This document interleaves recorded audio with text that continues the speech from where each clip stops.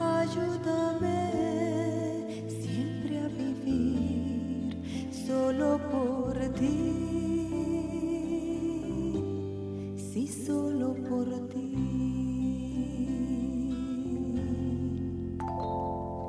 Hazme como tú quieras que sea yo, y que, Señor, todo seas para mí.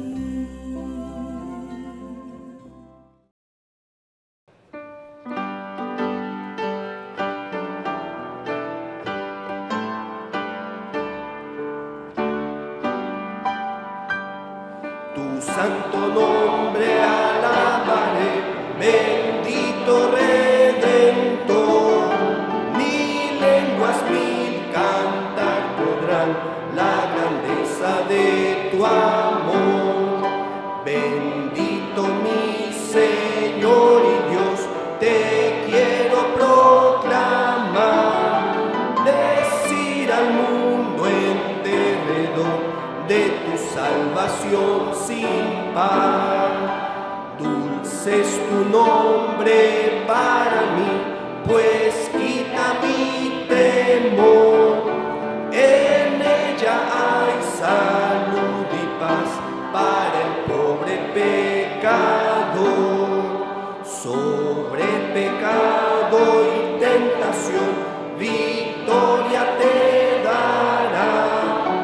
Su sangre limpia al ser más vil, gloria a Dios, soy limpio ya.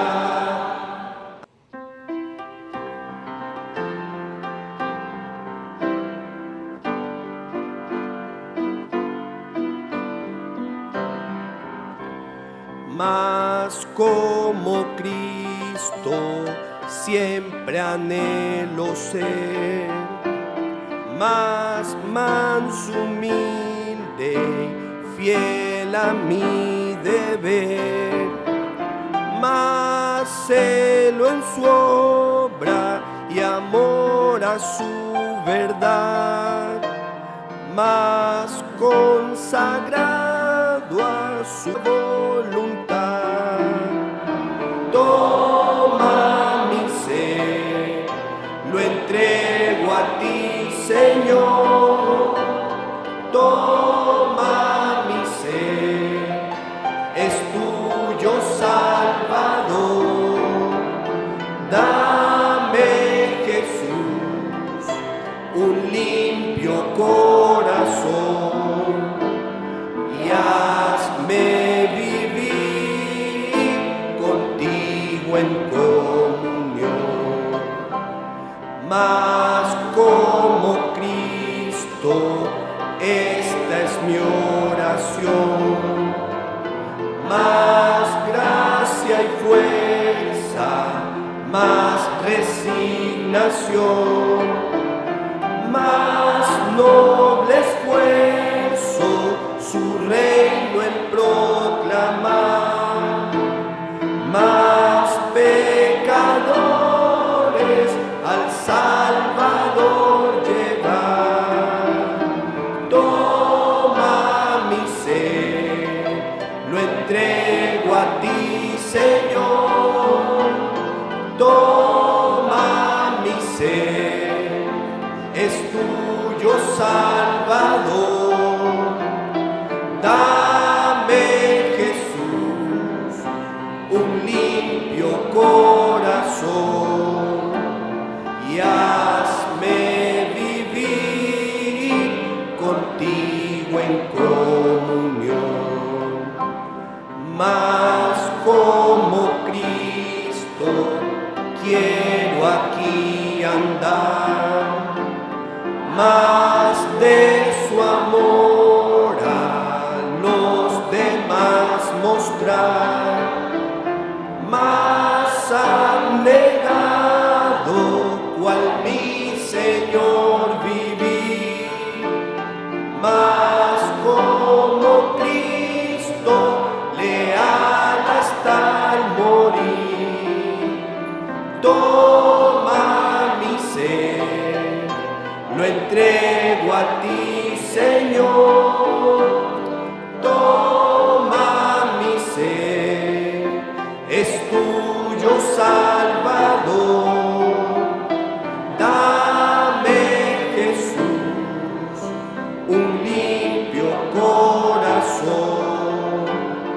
y hazme vivir contigo en comunión.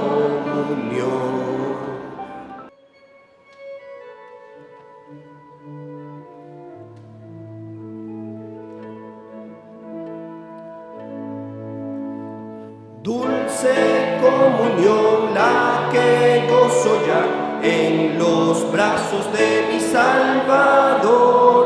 Qué gran bendición en su paz me da.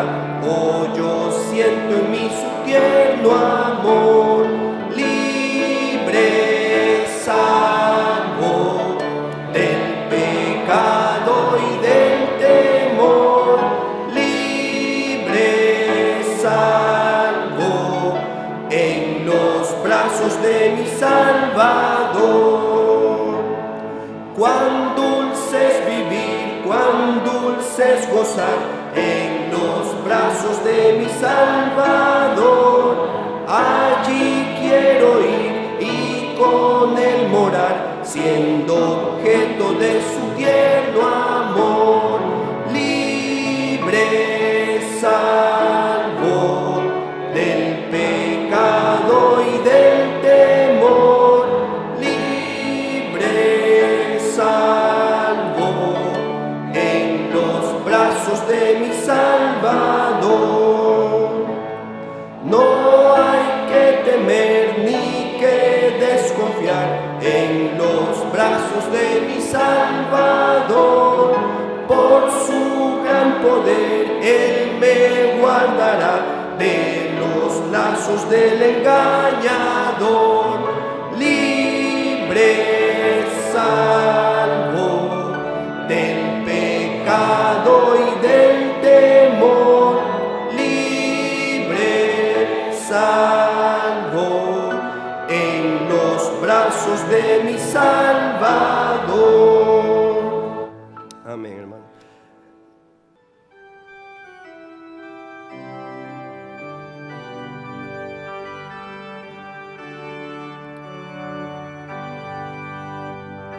Oh, cuán dulce es fiar en Cristo y entregarse todo a Él, esperar en sus promesas y en su senda serle fiel.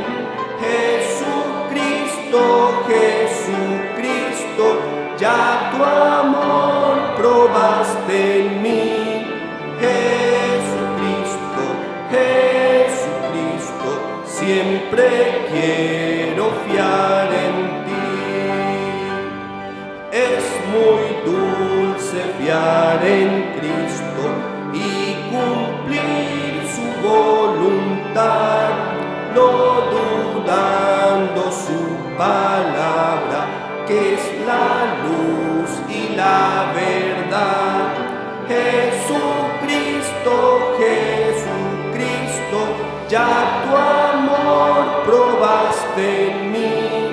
Jesucristo, Jesucristo, siempre quiero fiar en ti. Siempre es grato fiar en Cristo cuando busca el corazón los tesoros celestiales de la paz y del perdón. Jesucristo, Jesucristo, ya tu amor probaste en mí. Jesucristo, Jesucristo, siempre quiero fiar en ti. Siempre en ti confiar yo quiero, mi precioso Salvador. En la vida y en la muerte, protección me dé tu amor.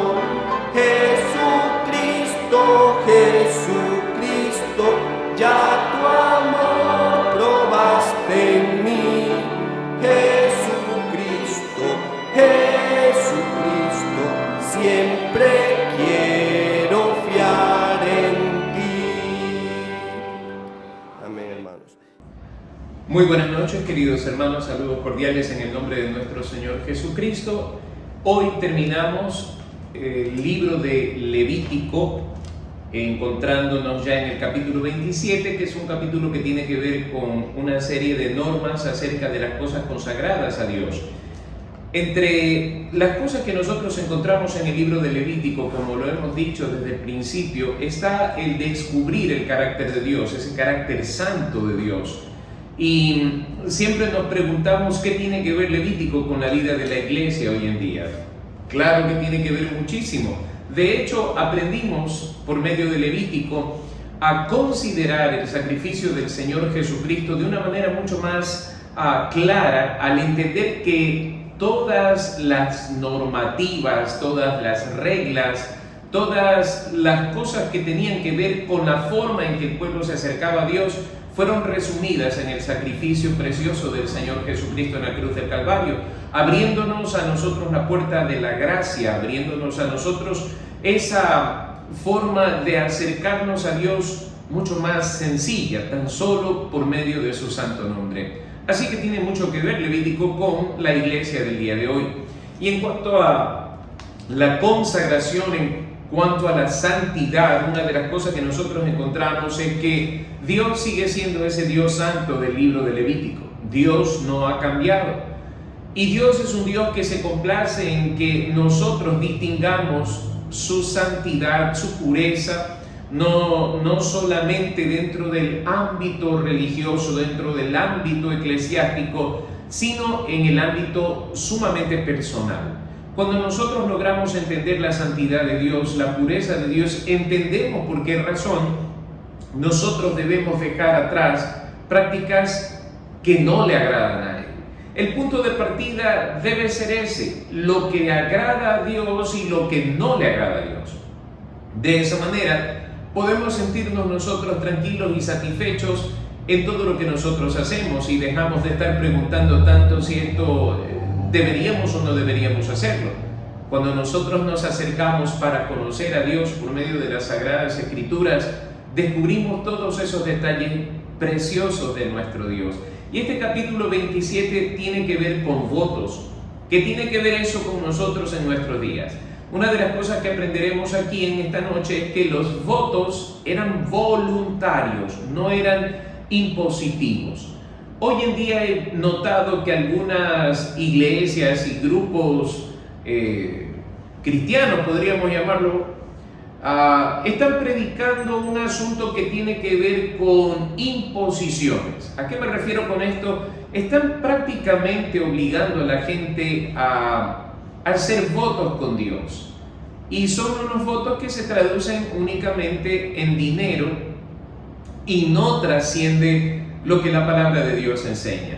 Nadie puede obligarle, escúchenme, nadie puede obligarle a usted a hacer un voto que no nace de su corazón. Nadie puede imponerle a usted el hacer un voto delante de Dios. Eso es únicamente personal. Así que si alguien de alguna manera le está obligando a que usted haga pactos o votos, no tiene por qué escuchar eso y sencillamente acuérdese de lo que dice Levítico al respecto. Entonces, veamos lo que dice el capítulo 27. Esta es la última vez que encontramos esta frase. Habló Jehová a Moisés, que como hemos dicho, trasciende en cuanto al contenido de las normativas que hemos encontrado en este libro. Habíamos dicho que no se trata de una construcción religiosa fruto de la imaginación de Moisés. Estas son órdenes dadas por Dios para el pueblo de Dios, para que éste pueda y sepa cómo conducirse delante de Dios de manera acertada. Y el versículo 2 empieza diciendo: habla a los hijos de Israel y diles, cuando alguno hiciere especial voto a Jehová, según la estimación de las personas que se hayan de redimir, lo estimarás así. Entonces, fíjense que aquí no hay ninguna carga impositiva en cuanto a la redacción.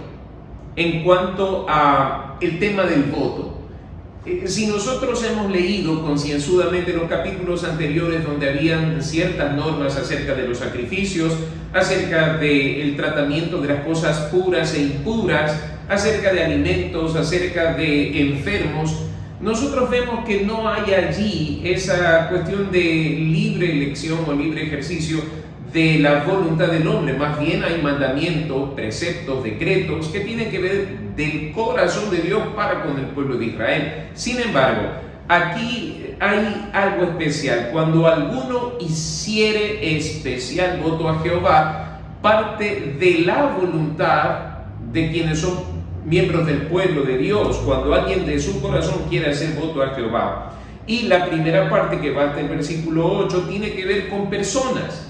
Consagrar a un hijo, consagrarse a sí mismo, es un detalle interesante. Significa, bueno, consagrar, para empezar, significa separar del uso común para el uso específico de la gloria de Dios.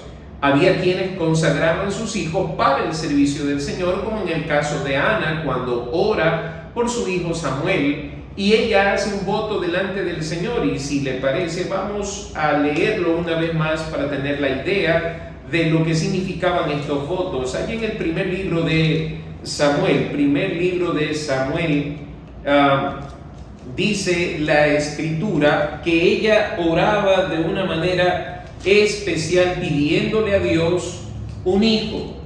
Esta mujer ha hecho un voto delante del Señor. Versículo 11, capítulo 1 del primer libro de Samuel, versículo 11. Dice que Ana hizo voto. Fíjese, no es una imposición. Dios no se lo estaba pidiendo. Esto nace del corazón de Ana. E hizo voto diciendo: Jehová de los ejércitos, si te dignares mirar la aflicción de tu sierva y te acordares de mí, y no te olvidares de tu sierva, sino que dieres a tu sierva un hijo varón, yo lo dedicaré a Jehová todos los días de su vida, y no pasará navaja sobre su cabeza. Yo lo dedicaré, lo consagraré, lo apartaré para Jehová. Estos son los votos de los que está hablando el capítulo 27. Aquí vamos a encontrar también la importancia de esto, pero quisiera reparar en un asunto, y es que los votos por lo general sucedían en momentos críticos de una familia, en momentos difíciles como el que Ana estaba viviendo. Ella anhelaba tener un hijo, pero no le había sido concedido. Así que en medio de esa crisis nace este voto. Es más o menos como cuando nosotros, pasando por algún aprieto del que somos nosotros culpables, decimos: Señor, si tú me libras de esto, yo haré esto o aquello. Eso es un voto. Y los votos no deben ser hechos a la ligera. Los votos deben ser bien pensados. ¿Por qué razón? Eclesiastés dice que si nosotros hacemos un compromiso con Dios, debemos cuidar de cumplirlo. Y por eso dice el sabio Salomón, escribiendo el Eclesiastés: mejor es no prometer que prometer y no cumplir. Entonces, cuando alguien se tomaba esa libertad de hacer ese voto a Jehová y deseaba consagrar a alguien o consagrarse a sí mismo, empieza el versículo 3 diciendo: en cuanto al varón de 20 años hasta 60, lo estimarás en 50 siclos de plata según el ciclo del santuario. Si fuere mujer, la estimarás en 30 ciclos. Si fuere de 5 años hasta 20, al varón lo estimarás en 20 ciclos y a la mujer en 10 ciclos. Y si fuere de 1 mes hasta 5 años, entonces estimarás al varón en 5 ciclos de plata y a la mujer en 3 ciclos de plata. Mas si fuere de 60 años o más, al varón lo estimarás en 15 ciclos y a la mujer en 10 ciclos. Pero si fuere muy pobre para pagar tu estimación, entonces será llevado ante el sacerdote, quien fijará el precio conforme a la posibilidad del que hizo el voto. Le fijará precio el sacerdote. Entendamos esto. El hecho de consagrar a una persona no significaba que esta persona directamente, como en el caso de Samuel, estaría dentro del tabernáculo cumpliendo con los ministerios que le eran exclusivos a la tribu de Leví. Por tanto, se pagaba una especie de dote en base a ese voto, a ese compromiso que se hacía delante del Señor.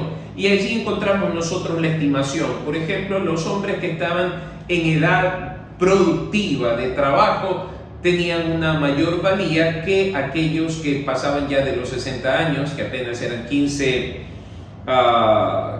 ciclos de plata. Entonces, vemos nosotros cómo se daba cumplimiento a ese voto. El que consagraba se acercaba al sacerdote para que éste estimara el valor de la persona y ese valor era concedido. Versículo 9: y si fuere animal de los que se ofrece ofrenda a Jehová, todo lo que de los tales se diere a Jehová será santo.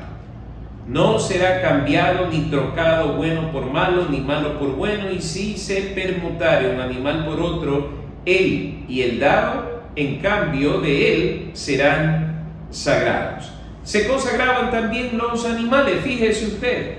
En otras palabras, el pueblo de Israel en medio de una crisis o como un asunto de acción de gracias al Señor por las bondades recibidas, llevaba una vaca, llevaba un cordero, llevaba un animalito, debía presentarlo donde el sacerdote. Eso sí, se quedaba con el sacerdote. Sin embargo, si fuera un animal inmundo, dice el versículo 11, de que no se ofrece ofrenda a Jehová, entonces el animal será puesto delante del sacerdote y el sacerdote lo valorará. Sea bueno o sea malo, conforme a la estimación del sacerdote, así será. Y si lo quisiera rescatar, añadirá sobre tu valuación la quinta parte.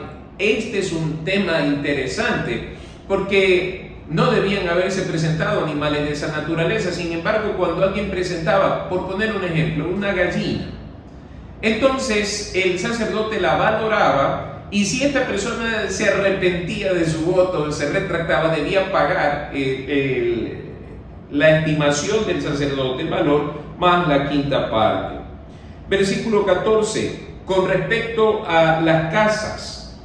Cuando alguno dedicare en su casa consagrándola a Jehová, la valorará el sacerdote, sea buena o sea mala, según la valorará el sacerdote, así quedará.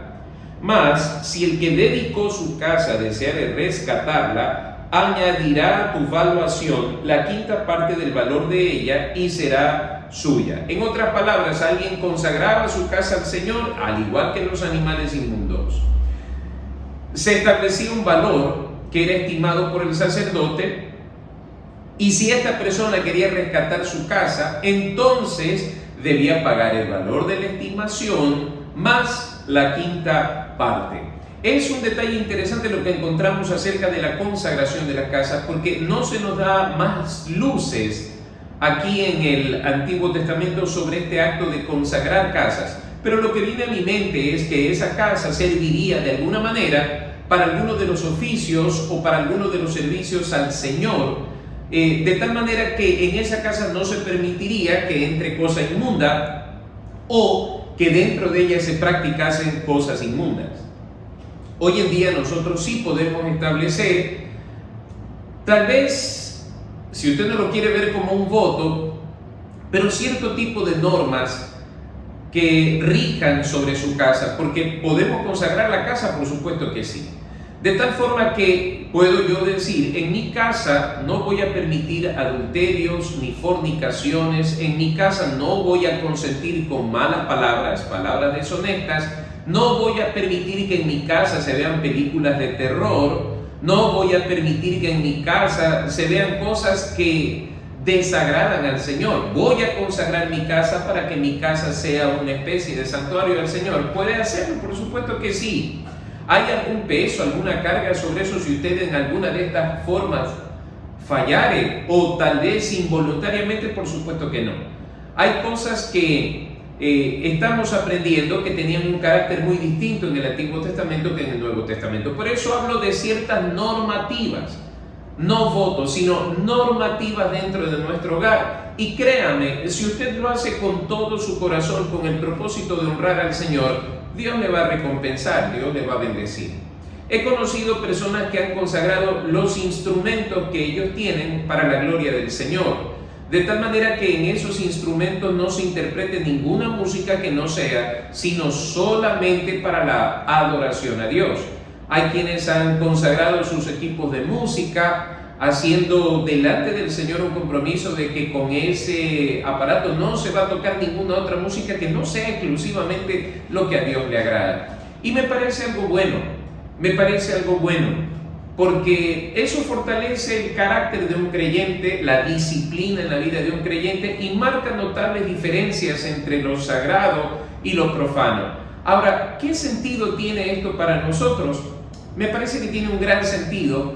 En la primera carta del apóstol Pedro, capítulo 1, versículo 16, encontramos nosotros algo que nace del libro de Levítico.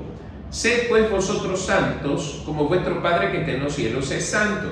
Si nosotros hemos sido comprados con precio de sangre preciosa, si en nosotros se ha cumplido lo que dice la segunda carta de Pablo a los Corintios, capítulo 5, 17, de modo que si alguno está en Cristo, nueva criatura es, entonces todo lo que concierne a nuestro diario vivir, ¿no le parece que debería tener ese tinte de la santidad de Dios? Por esa razón dejamos de decir palabras deshonestas, por esa razón nuestro espíritu también se contrista cuando de alguna forma nosotros desobedecemos a Dios. Entonces, si alguien quiere consagrar su casa, puede hacerlo en un contexto muy distinto al de Levítico. Si alguien quiere consagrar los instrumentos de música, puede hacerlo. Pero créame que lo más importante que podemos consagrar al Señor es nuestro corazón. Lo que de nuestro corazón proviene. El Señor Jesucristo dijo que no era lo que entraba en la boca lo que contaminaba, sino lo que salía del corazón. De allí que lo que deberíamos consagrar todos nosotros los creyentes es nuestro corazón al Señor. Porque no puede ser posible que sea Cristo Señor de un porcentaje de mi corazón, de un tal vez 60% y un 40% reservado para mí, mis apetitos carnales. No, Él tiene que ser Señor de todo. El día de ayer escuchaba una alabanza muy bonita que dice: qué fácil es hacerte Señor de los cielos, las estrellas y el profundo mar. Pero qué difícil es hacerte Señor de mí. Que tú gobiernes mi carácter, que tú gobiernes mis pensamientos, que gobiernes mis miradas, que gobiernes mis palabras. Eso es lo que el Señor espera de nosotros, que consagremos nuestro corazón, nuestro pensamiento, nuestro carácter a Él. Pero sigamos. También se trata el tema de la tierra. Hasta ahora hemos visto la consagración, voto de consagración de las personas, voto de consagración de los animales, voto de consagración de las casas. Ahora vamos a ver el voto de consagración con respecto a la tierra. Si alguno dedicare de la tierra de su posesión a Jehová, tu estimación será conforme a su siembra. Un homer de siembra de cebada se valorará en 50 ciclos de plata. Y si dedicare su tierra desde el año del jubileo, conforme a tu estimación quedará. Mas si después del jubileo dedicare su tierra, entonces el sacerdote hará la cuenta del dinero conforme a los años que quedaren hasta el año del jubileo y se rebajará de tu estimación. Y si el que dedicó la tierra quisiera redimirla, añadirá a tu estimación la quinta parte del precio de ella y se le quedará para él. Mas si él no rescatare la tierra y la tierra se vendiere a otro, no la rescatará más, sino que cuando saliere en el jubileo, la tierra será santa para Jehová, como tierra consagrada. La posesión de ella será del sacerdote, de tal manera que si la persona consagraba un lote de terreno, llamémoslo así literalmente, el sacerdote tenía que hacer una valoración de ese terreno. Esa valoración fluctuaba también con respecto al tema del año de jubileo.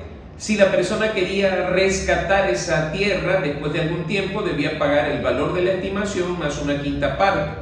Pero si eso era vendido a otra persona, ya no había oportunidad de rescatarla más, sino que cuando llegase el año del jubileo, esa tierra sería consagrada a Jehová y sería de posesión del sacerdote. Y si dedicare alguno a Jehová la tierra que él compró, que no era de la tierra de su herencia, entonces el sacerdote calculará con él la suma de tu estimación hasta el año del jubileo, y aquel día dará tu precio señalado, cosa consagrada a Jehová. En el año de jubileo volverá la tierra a aquel de quien él la compró, cuya es la herencia de la tierra. Entonces, fíjense, cada uno de estos votos tenía una forma de legislación, tenía una forma de manejarse.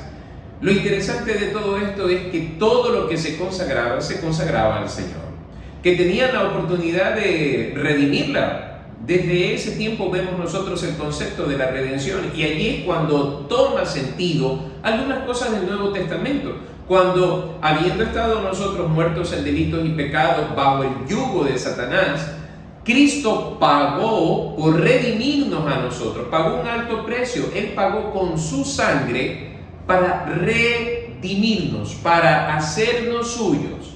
De allí que esta vida nuestra es consagrada, debe ser consagrada a Jehová, porque es de Jehová, es del Señor nuestro Dios. Por esa razón, como dice Santiago, hay de aquellos que dicen mañana iremos, traficaremos, negociaremos y etcétera, etcétera, cuando más bien deberíamos decir, si Dios quiere. Si Dios quiere nos vemos mañana, si Dios quiere hacemos esto o aquello, si Dios quiere voy a comprar esto, si Dios quiere invertiremos en esto. ¿Por qué razón? Porque nuestra vida ya no es nuestra. Ojalá y pudiéramos entender este principio y lo valoráramos profundamente. Mi vida le pertenece al Señor porque Él me redimió. Él pagó por mi vida para que sea suyo completamente. Y bueno, versículo 25 en adelante, hay una serie de normas acerca de esta práctica con respecto al diezmo y su redención también. Y todo lo que valorar es, dice el versículo 25, será conforme al ciclo del santuario. El ciclo tiene 20 jeras. Pero el primogénito de los animales, que por la primogenitura es de Jehová, nadie lo dedicará, sea buey u oveja, de Jehová es. Así que no tenía sentido decir voy a dedicar el primogénito de mis animales o mi primogénito, porque de Jehová es. Esto es un asunto que tiene que ver con la noche que salieron los israelitas de Egipto. Recordemos la muerte de los primogénitos de los egipcios, más la redención de los primogénitos de los hebreos. Por tanto, todo primogénito le pertenecía a Jehová. No tenía sentido de entregarle al Señor algo que ya era de él. Mas si fuere de los animales inmundos, lo rescatarán conforme a tu estimación y añadirán sobre ella la quinta parte de su precio. Y si no lo rescataren, se venderá conforme a tu estimación. Pero no se venderá, ni se rescatará ninguna cosa consagrada que alguno hubiere dedicado a Jehová, de todo lo que tuviere, de hombres y animales y de las tierras de su posesión. Todo lo consagrado será cosa santísima para Jehová. Ninguna persona separada como anatema podrá ser rescatada, indefectiblemente ha de ser muerta. Y el diezmo de la tierra, así de la simiente de la tierra como del fruto de los árboles, de Jehová es cosa dedicada a Jehová. Y si alguno quisiera rescatar algo del diezmo, añadirá la quinta parte de su precio por ello. Y todo diezmo de vacas o de ovejas, de todo lo que pasa bajo la vara, el diezmo será consagrado a Jehová. No mirará si es bueno o malo, ni lo cambiará. Y si lo cambiare, tanto él como el que se dio en cambio serán cosas sagradas, no podrán ser rescatados.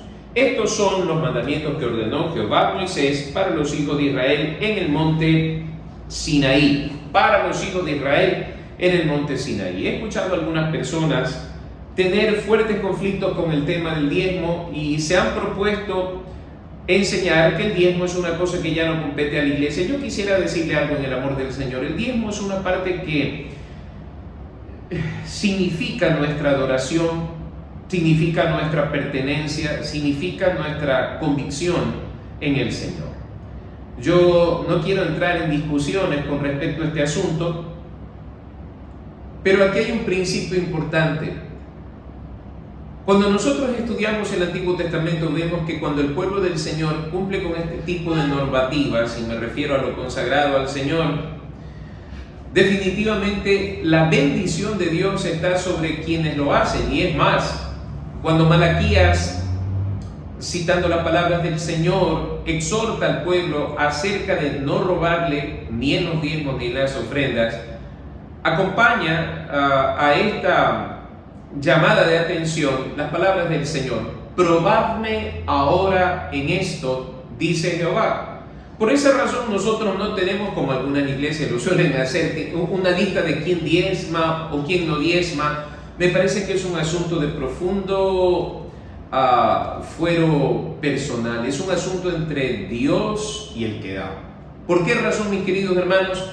es un asunto de fe, es un asunto que concierne al corazón del hombre. El que diezma es bendecido, porque luego dice: probadme ahora en esto, si no os abriré las ventanas de los cielos y derramaré bendición sobre vosotros hasta que sobreabunde. Por eso el Señor dice: pruébenlo.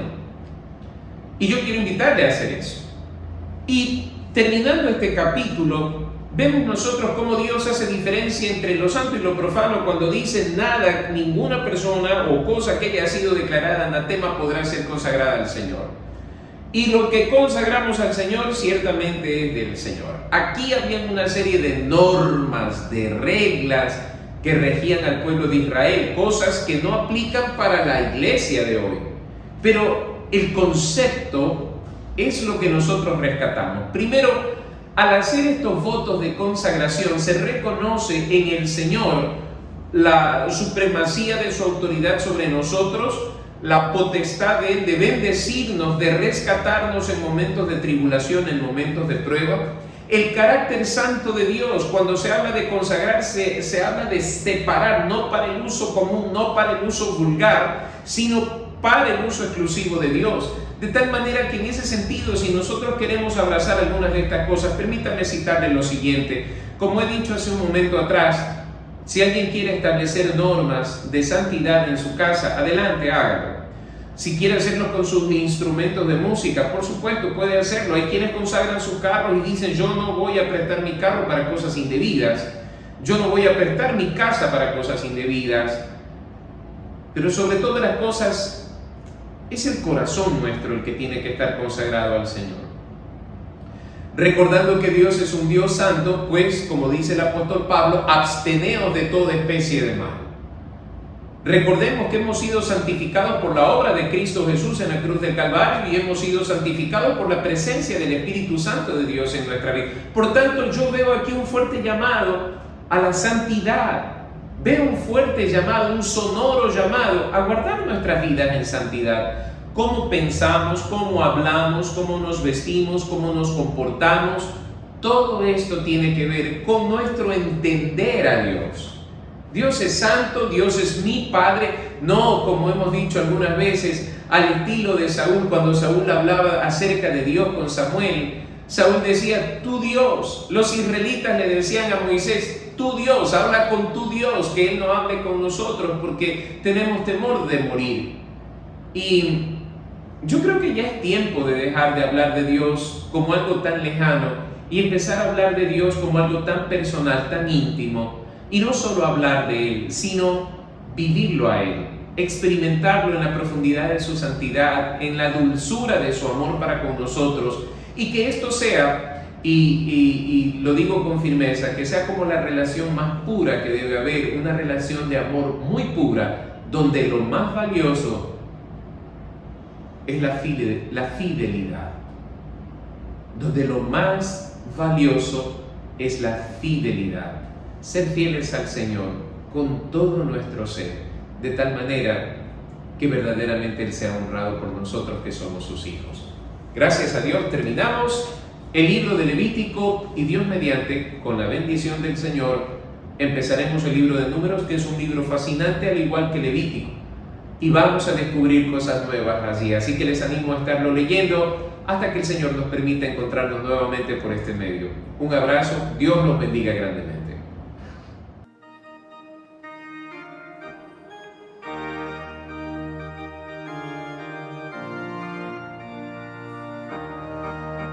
Oh Cristo, nuestra roca aquí y abrigo de la tempestad. Dichoso quien se esconda en ti, abrigo de la tempestad. En tierra de cansancio Jesús roca es, Jesús roca es, Jesús roca es. En tierra de cansancio Jesús roca es y abrigo de la tempestad. Sombra eres tú y escudo fiel y abrigo de la tempestad. ¿Por qué temer con tal broquel y abrigo de la tempestad?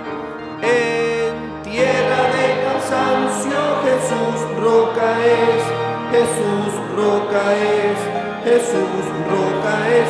En tierra de cansancio Jesús roca es, y abrigo de la tempestad. En ti encontramos del turbión, abrigo de la tempestad. En ti halla siempre el corazón, abrigo de la tempestad. En tierra de cansancio Jesús roca es, Jesús roca es, Jesús roca es. En tierra de cansancio Jesús roca es, y abrigo de la tempestad. Refugio tú eres, Salvador, y abrigo de la tempestad. Sé nuestro gran auxiliador, y abrigo de la tempestad. En tierra de cansancio Jesús roca es, Jesús roca es, Jesús roca es. En tierra de cansancio Jesús roca es, y abrigo de la tempestad. Amados hermanos, qué bueno ha sido compartir este tiempo con la bendita palabra del Señor. Sigamos orando porque el Señor restablezca la paz y el buen orden en nuestra nación. Oremos fervientemente por nuestras autoridades, que Dios les dé sabiduría. Oremos también por las Fuerzas Armadas de nuestro país, que Dios proteja a quienes están en esta tarea de buscar la paz y la seguridad de nuestro país. Y una vez más, pensemos en lo que hemos hablado en esta noche, meditemos en ello y pongámoslo en práctica. Oremos. Señor y Padre nuestro, gracias te damos en esta noche por el gozo de haber compartido este tiempo en torno a tu palabra. Ciertamente tu palabra es una fuente inagotable de sabiduría, es una fuente inagotable del recurso más noble que es la comunicación entre tú y nosotros. Gracias por permitirnos conocerte un poco más, por descubrir el significado profundo de la muerte de Cristo en la cruz del Calvario por medio del Levítico. Gracias, Señor, también por esto que hemos hablado en esta noche, el valor de la consagración, de los votos a ti, Señor, del privilegio de consagrar, de separar nuestra vida para ti, nuestras cosas para ti, de tal manera que seamos instrumentos de justicia en todo tiempo. Ahora, Padre, bendícenos, acompáñanos en el resto de esta noche y que nuestro corazón repose en tu palabra. En Cristo Jesús lo rogamos. Amén. Que el Señor les bendiga, hermanos.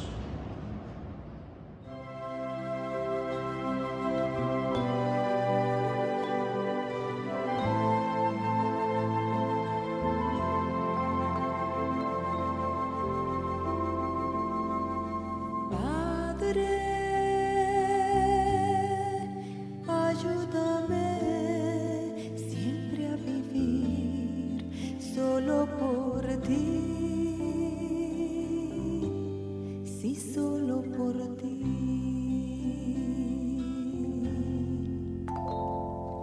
Hazme